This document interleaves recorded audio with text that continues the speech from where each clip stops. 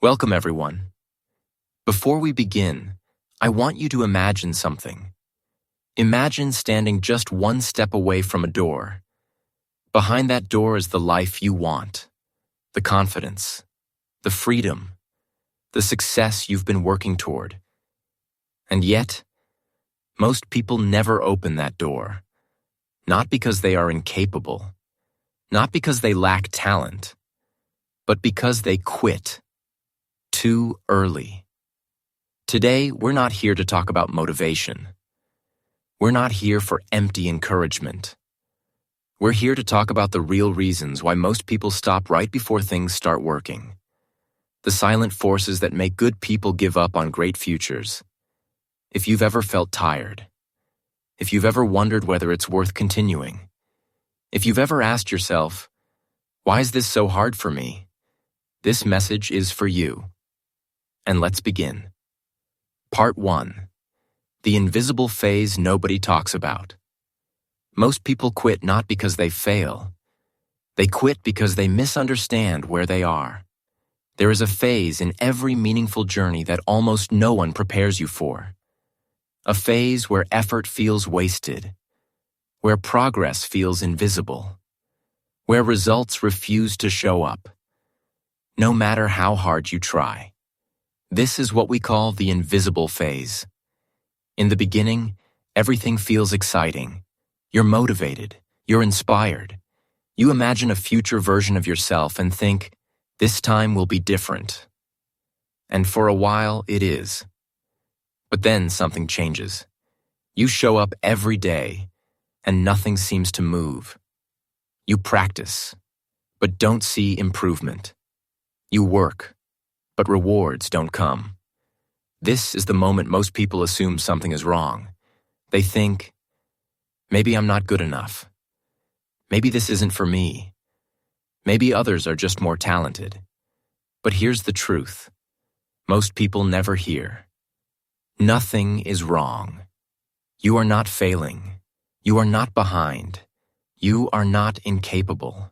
You are simply in the phase where growth happens underground, just like a seed buried in the soil. For weeks, it looks like nothing is happening. No movement, no proof, no validation. But beneath the surface, roots are forming. Strength is building. Foundations are being laid. The tragedy is this. Most people quit during the invisible phase. They leave just before the breakthrough. They walk away just before momentum begins. Because we live in a world that celebrates results, not preparation. Outcomes, not effort. Success, not the silence before it. And if you don't understand this phase, it will convince you to stop. The invisible phase is uncomfortable. It demands patience in a culture of instant gratification. Faith in a world obsessed with proof. And that's why so few people make it past this point. Not because they can't, but because they don't know what this phase really means. Part 2. The pain of being a beginner. Most people don't quit because the journey is impossible. They quit because they cannot tolerate being a beginner. In the beginning, there is excitement. But very quickly, excitement gives way to discomfort. You realize something painful. You are not as good as you thought. Your results don't match your effort. And worst of all, you can see how far you still have to go. This is where the real struggle begins. Because being a beginner is not just about skill. It's about identity. When you start something new, you are forced to face a version of yourself that is incomplete, awkward, slow, uncertain, and the human ego hates that. We live in a world that rewards looking confident, looking capable, looking successful. So when you begin and feel clumsy, when you make mistakes, when you don't progress as fast as others, it feels personal. You don't just think, I'm not good at this. You think, there's something wrong with me. And that thought is dangerous. Because once effort becomes a threat to your self-worth, Quitting starts to feel like relief. Most people would rather abandon a goal than sit with the discomfort of being bad at something. Temporarily. But here's a truth that changes everything. Every expert you admire was once painfully aware of their incompetence. They didn't avoid it. They didn't escape it. They endured it. And that's the difference. The early stage of growth is not meant to be enjoyable. It's meant to be humbling. It strips away illusions. It exposes weaknesses. It forces you to confront reality. And many people interpret that confrontation as failure. But it's not. It's initiation. The pain you feel as a beginner is not a sign you should stop. It's a sign you've entered the real work. This is where discipline replaces motivation, where consistency replaces excitement, where character begins to form. But most people don't stay long enough to see that transformation. They quit quietly. They tell themselves a story. It wasn't really my passion. Now isn't the right time. I'll come back to it someday. But deep down, the real reason is simpler. They didn't want to feel small. They didn't want to look foolish. They didn't want to struggle publicly or privately. So they chose comfort over growth. And here's the tragic irony. The discomfort they avoided in the beginning is nothing compared to the regret that comes later. Because years from now, the pain won't be from trying and failing. It will be from wondering, who could I have become if I had stayed? The beginner phase is not a punishment. It's a filter. It separates those who want the result from those who are willing to become the person capable of it. And becoming always hurts before it heals. Part 3. The comparison trap. Most people don't quit because they're not moving forward. They quit because they're watching the wrong people. Comparison is one of the most powerful and destructive forces in the human mind. Used correctly, it can inspire. Used unconsciously, it quietly convinces you that you're failing. And most people fall into the second category. Here's how the trap works. You start your journey focused on yourself, your own growth, your own goals, your own pace. But slowly, almost without noticing, your attention shifts outward. You see someone who started after you, but seems ahead. Someone who appears more confident, more successful, more naturally talented. Someone who makes the process look easy. And suddenly, your progress no longer feels like progress. Even if you are improving, even if you are consistent, even if you are learning every day, because comparison changes the question in your mind. Instead of asking, am I better than I was yesterday? You start asking, why am I not as far as them? That single shift is enough to drain motivation, because comparison doesn't measure reality. It measures perception. You don't see their early failures. You don't see their doubts. You don't see how long they struggled in silence. You see a highlight, a moment, a result, detached from the years that created it. And your mind fills in the gaps with assumptions. They must be gifted. They must have started earlier. I'm just not built for this. But those assumptions are rarely true. Progress is not linear. It's uneven. It's personal. It's deeply influenced by circumstances you can't see. When you compare your chapter 1 to someone else's chapter 10, you're not being honest. You're being cruel to yourself. And over time, that cruelty builds pressure. You feel behind even when you're not. You feel slow even when you're consistent. You feel discouraged even when you're doing the work. Eventually, the effort starts to feel pointless. And that's when people quit. Not because they stopped growing, but because they stopped recognizing their growth. Here's something most people don't realize. The moment you start comparing, You hand over control of your motivation. Your mood depends on others.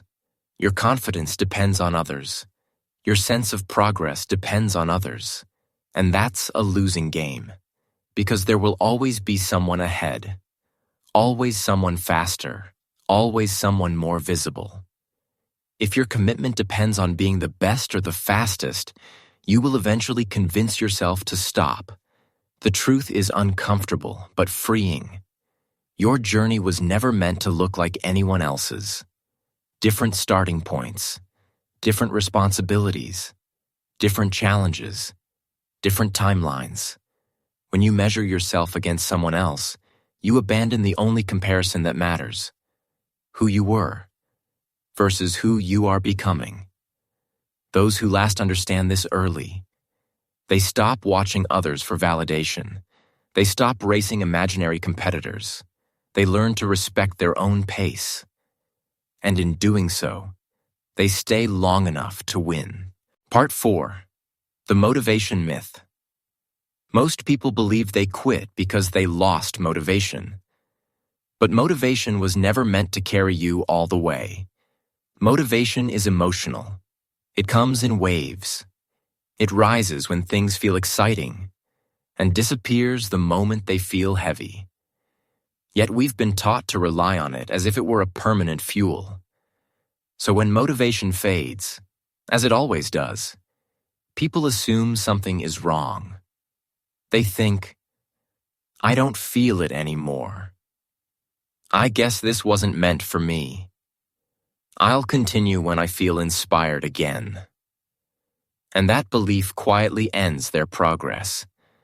Here's the truth few people accept. Motivation doesn't create consistency. Consistency creates motivation. At the start, motivation gets you moving. But after that, it becomes unreliable. Because growth requires showing up on days when nothing feels rewarding, when results are absent, when effort feels invisible. And motivation does not survive those conditions. That's why people who depend on motivation eventually stop. They mistake a natural emotional dip for a sign to quit. But those who succeed operate differently. They replace motivation with structure. They don't ask, do I feel like doing this today? They ask, is this what I committed to? This shift is subtle, but powerful. Commitment doesn't wait for emotion. It acts despite it. Discipline is not harsh. It's stabilizing. It removes the daily debate from your mind. No negotiation, no drama, no emotional bargaining. You simply do the work. Most people never reach this stage. They chase motivation like a spark. And when the spark fades, so do they. But motivation was never the engine. It was only the ignition.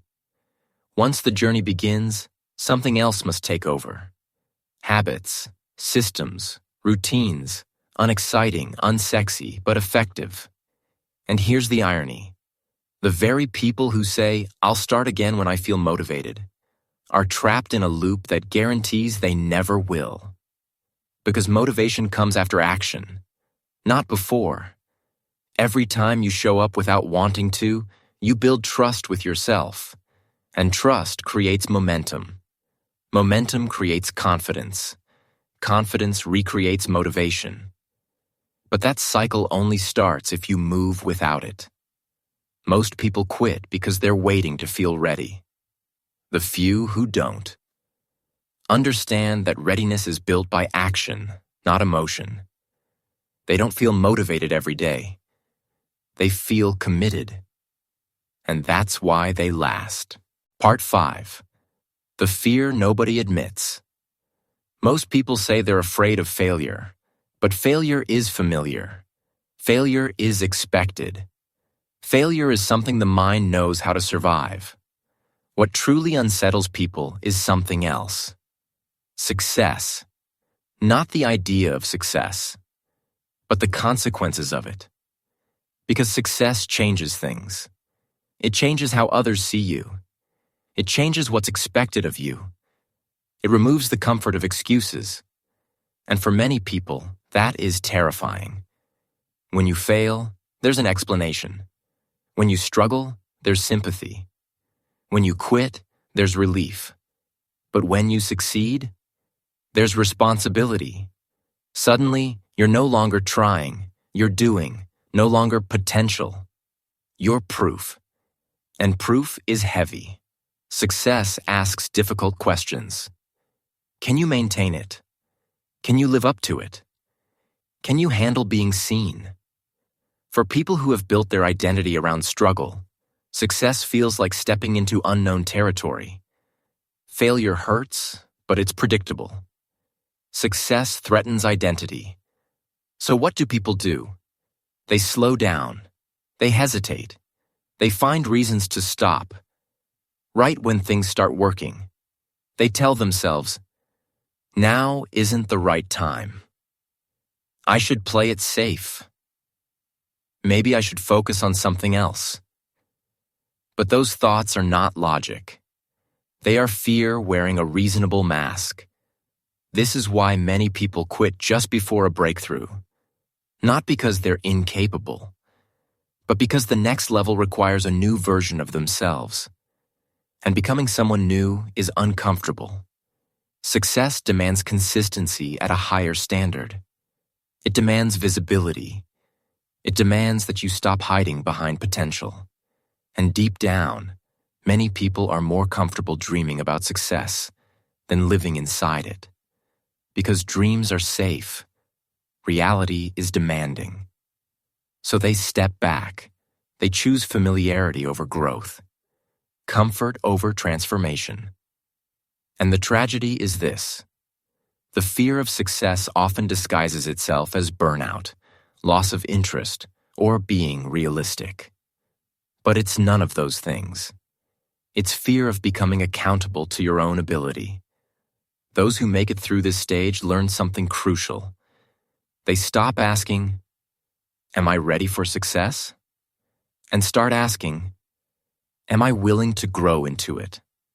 Because readiness is not a requirement. Adaptation is. Success doesn't demand perfection. It demands courage. The courage to be seen. The courage to fail publicly. The courage to outgrow old versions of yourself. Most people quit to avoid that courage. The few who don't discover that fear was never a warning. It was a signal. They were close. Part 6. The weight of other people's expectations. Most people believe they quit because they ran out of energy. But energy doesn't disappear on its own. It gets drained. And one of the biggest drains is something rarely acknowledged. Other people's expectations. Not loud criticism, not direct opposition, but the quiet, constant pressure of being watched. When you start something new, people are curious. They ask questions. They give opinions. They project their own beliefs onto your journey. At first, it feels harmless, but over time, that attention becomes heavy. You begin to feel like you're not just doing this for yourself anymore. You're doing it to prove something, to justify something, to avoid disappointing someone. And that changes everything. Your focus shifts from growth to appearance, from learning to performing, from progress to approval. You stop asking, what do I need to do next? And start asking, how does this look to others? That shift is subtle, but dangerous, because once your sense of progress depends on external validation, you lose control over your own motivation. A supportive comment feels like fuel. A doubtful look feels like a setback. A lack of recognition feels like failure. And most of the time, people don't even mean harm. They question you because they don't understand. They doubt you because they project their own fears. They advise caution because they value safety. But intention doesn't erase impact. Every raised eyebrow, every skeptical question, every, are you sure this is realistic? It adds weight, and over time, that weight becomes exhausting. So people start shrinking their dreams. They lower expectations, not because they want to, but because it's easier than constantly defending themselves. They choose paths that make sense to others. They abandon paths that only make sense to their own calling. And eventually, they stop. Not in anger, not in despair, but in quiet resignation. They tell themselves, I should be more practical. This is probably enough. I don't want to stand out anymore. But what they're really saying is, I'm tired of carrying other people's doubts. Those who endure learn a difficult lesson. Not everyone needs to understand your journey. Not everyone deserves a vote. Support is helpful, but independence is essential. Because the moment your commitment depends on approval, your progress becomes fragile. The strongest resolve is built in privacy, away from opinions, away from expectations, away from noise. Those who last learn to protect their focus. They don't argue with doubters. They don't seek permission. They let results speak, eventually. And they accept a hard truth. If you want an uncommon life, you must be willing to be misunderstood for a long time. Most people quit because the weight of expectations becomes heavier than the weight of the work. But the work, if you let it, will eventually set you free. Part 7. When slow progress feels like failure. There comes a point in every serious pursuit where progress slows down, not stops, not disappears. It slows. The early wins are gone. The visible leaps forward become rare. Effort continues, but results arrive quietly, almost unnoticed. And this is where many people make a fatal mistake. They confuse slow progress with wrong direction. They think, if this were working, it would feel different. If I were meant for this, progress would be faster. Maybe I've wasted enough time, but growth doesn't move at a constant speed. In the beginning, change is obvious because everything is new. Later, change becomes subtle because refinement replaces transformation. Early stages are about learning what not to do. Later stages are about doing small things better, and small improvements are hard to feel. The problem is psychological. The human brain craves novelty. It thrives on visible reward. When improvement becomes incremental, the brain loses interest. The work feels repetitive. The days blend together. Effort feels heavier. Not because it is, but because feedback is weaker. This is where patience is tested. Most people assume progress should always feel like momentum, but real mastery feels like maintenance. Showing up even when nothing seems to change. Trusting a process that no longer entertains you. Continuing without applause. And that is incredibly uncomfortable. So people look for signs. They search for reassurance. They ask others for opinions. They question the path. But the truth is this. The moment you stop noticing progress is often the moment you are becoming efficient. You no longer struggle the way you used to. You no longer fail as dramatically.